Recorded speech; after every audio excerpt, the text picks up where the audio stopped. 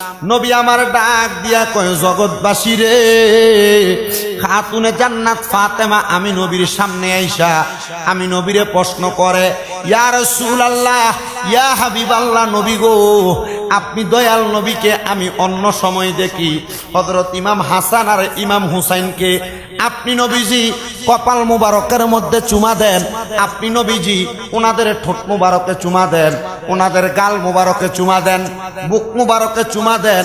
ইয়া রাসূলুল্লাহ, আজকে পর্যন্ত কোনোদিন দেখলাম না গলার মধ্যে চুমা দিতে, আজকে পর্যন্ত কোনোদিন দেখলাম না ঠোঁট মুবারকগুলা ফাঁকা কইরা চুমা দিতে। নবীজি আপনি কেন তারা দুইজনকে এমন ভাবে চুম্বন করলেন? আমার দয়াল নবী রহমাতুল্লিল আলামিন নবী চোখ মুবারকের পানি মুবারকগুলা ছাইরা দিছে। নবী আমার কষ্ট হইতেছে আপনারা? নবী আমার চোখ মুবারকের পানি মুবারকগুলা ছাইরা দিছেন। আমার নবীজি কান্না করতেছেন। খাতুনে জান্নাত ফাতেমা ডাক দিয়া কয়, বাবা গো, ও আব্বা মুহাম্মাদুর রাসূলুল্লাহ সাল্লাল্লাহু আলাইহি ওয়াসাল্লাম, আপনারা আমি প্রশ্ন করলাম কেন এভাবে আদর করলেন, এভাবে চুমা দিলেন, আপনি কেন চোখের পানিগুলা ফালায়া ফালায়া কান্দেন? আমার দয়াল নবী রহমাতুল্লিল আলামিন নবী ডাক দিয়া কয়, ফাতেমা, আমি অন্যদিন যেই কারণে চুমা দেই, আজকের চুম্বন করাটা কিন্তু এই কারণে না। ইয়া রাসূলুল্লাহ, ও আমার পানের আব্বা, আজকের চুমা দেওয়ার কারণটা আপনার কাছে জানতে চাই। আমার দয়াল নবী রহমাতুল্লিল আলামিন নবী চোখ মুবারকের পানিগুলা ছেড়ে ডাক দিয়া কয়, ফাতেমা রে, ও ফাতেমা, শোনো শোনো, অল্প কিছুক্ষণ আগে আমার আল্লাহ তাআলা হযরতে জিবরাইল আলাইহিস সালাতু ওয়াস সালামকে আমি নবীর কাছে পাঠাইছে। আমি নবীর কাছে পাঠাইয়া জিবরাইলের মাধ্যমে খবর দিছে, আমার কলিজার টুকরা দুইজন নাতি, এই দুইজনের মধ্যে বড়জনকে আমার আল্লাহ তাআলা দুনিয়ার জমিনে এমন কষ্ট দিব রে, এমন কষ্টের শাহাদাত বরণ করাইব, একবার দুইবার তিনবার না। আমার হযরত ইমাম হাসান রে কারবালার ময়দানে যাওয়ার আগে ওই কুফানগরীর বেঈমান এজিদের দলেরা 6 বার বিষ পান করাইব। আল্লাহর কসম, ইমাম হাসান বিষক্রিয়ায় মরবে না, তারা 7ম বার বিষ পান করাইব, তবুও আমার ইমাম হাসান বিষক্রিয়ায় মরবে না।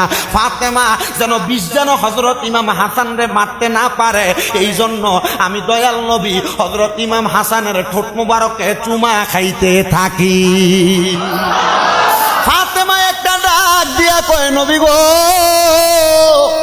নবী গো, ইয়া রাসূলুল্লাহ, নবী গো, তাহলে ইমাম হুসাইনের গলা মুবারকে কেন চুমা দিলেন?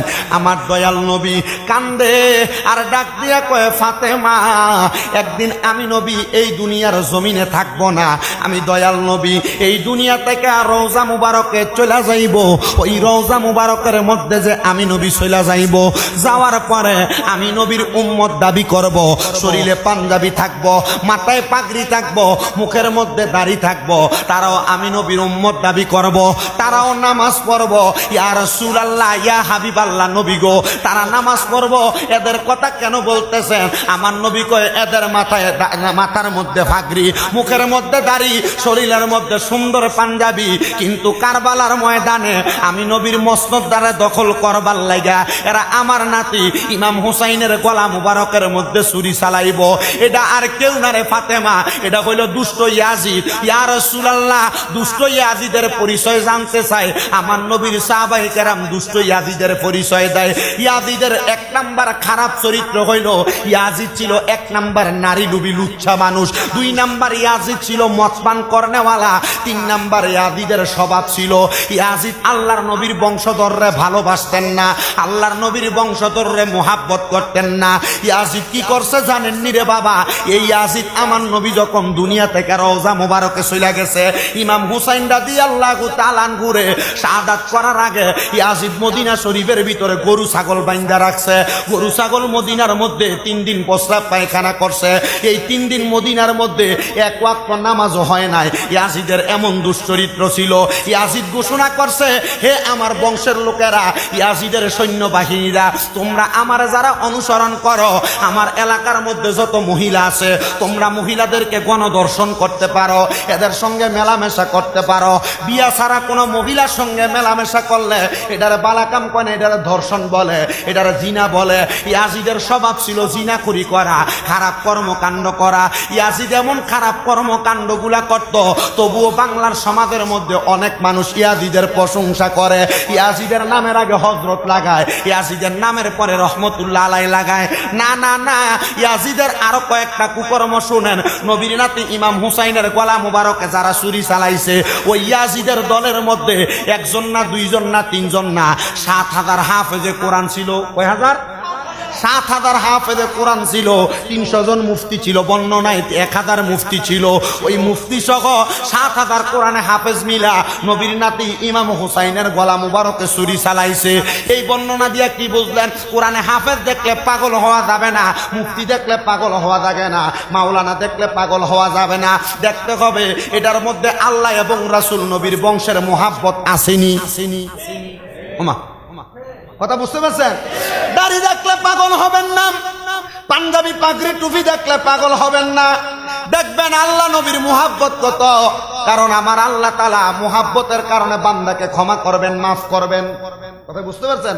শামে কারবালা এবং সাওয়ারিকুল মুহরিকা নামক কিতাবের মধ্যে ইয়াজিদের দুশ্চরিত্রগুলো বর্ণনা করা। তবে আমি আপনাদের কাছে আহলে বায়াতের মুহাব্বতের কথাগুলোই বলতে চাচ্ছি। যে ইয়াজিদ নবীর নাতির গলা মুবারকে ছুরি চালাইছে, ওই ইয়াজিদের কথা বলে আমার নবী চোখ মুবারকের পানি মুবারক গুলা ছাইরা দিছে। খাতুনে জান্নাত ফাতেমা বলে, বাবা গো, ও বাবা, বুঝতে পারলাম আপনি কান্না করতেছেন। বাবা, আপনি বলেন না হযরত হুসাইনকে যে কারবালায় শহীদ করবে, আপনি না আল্লাহর নবী, আপনি কি আমার আল্লাহরে বললে আল্লাহ আপনার ওয়াদা রাখবে না? আমার নবী কয় অবশ্যই রাখবে। হে নবী, হে আমার আব্বা, আপনি কেন আমার আল্লাহকে বলেন না? আল্লাহ কেন হযরত ইমাম হুসাইনের শাহাদাত বন্ধ করেন না? আমার দয়াল নবী বলে, ফাতেমা, তুমি তো জানো আমি নবীর 2জন ছেলে ছিল যারা তোমার ভাই। নবীর কয়টা ছেলে ছিল? 2জন ছিল। একজনের নাম হযরতে তৈয়ব, আরেকজনের নাম হইল হযরতে তাহের। সুবহানাল্লাহ কন্যা। খাতুনে জান্নাত ফাতেমারে আমার দয়াল নবী ডাক দিয়া কয়, ফাতেমা, আমি নবীর 2জন ছেলে, একজনের নাম তৈয়ব, আরেকজনের নাম তাহের। আমি নবী আমার ছেলেদেরকে বড় ভালোবাসতাম, বড় মুহাব্বত করতাম। ভালোবাসা মুহাব্বত কইরা আমি দয়াল নবী তাদেরকে তৈয়ব এবং তাহের উত্তম এবং পবিত্র নাম রাখছি। ওগো ফাতেমা, শোনো, আমার আল্লাহ তাআলা আমি দয়াল নবী রহমাতুল লিল আলামিন নবীর কাছে একদিন জিবরাইলকে পাঠাইয়া আমি নবীর কাছে খবর জানতে চাইছে। ইয়া রাসূলুল্লাহ, আপনার 2জন নাতি এবং 2জন ছেলে, আমার আল্লাহ তাআলা এই 2জনের মধ্যে 4জনের মধ্যে থেকে যেই কোনো 2জনকে আমার আল্লাহর জন্য নিয়ে যাবে। আমার নবী কয়, ফাতেমা, আমি তোমার 2টা ছেলের এত ভালোবাসি, আমি আমার 2টা সন্তানকে সাথে সাথে দিয়া দিলাম। আল্লাহকে বললাম, আল্লাহ আপনি 2টা নাতির রাইকা 2টা ছেলেরে নিয়ে যান। ইয়া রাসূলুল্লাহ, কেন ভালোবাসেন? আমার নবী ডাক দিয়া কয়, আল হাসানু ওয়াল হুসাইনু সাইয়্যিদা শাবাবি আহলিল জান্নাহ। ফাতেমা রে, আমার হাসান হুসাইন হইল জান্নাতের যুবকদের সরদার। আমার হাসান হুসাইন যদি দুনিয়া থেকে এত তাড়াতাড়ি চইলা যায়, আমি দয়াল নবী সহ্য করতে পারবো না। জোরে জোরে বলেন না সুবহানাল্লাহ। বন্ধু, ও নবীর উম্মতের দলেরা, আশিক রাসূল বাবাজিরা, আমার দয়াল নবীজি হযরত ইমাম হাসান হুসাইন, আমার আল্লাহকে বলো, আমার 2টা সন্তান নিছে আমি আল্লাহর কাছে কিছু চাই নাই।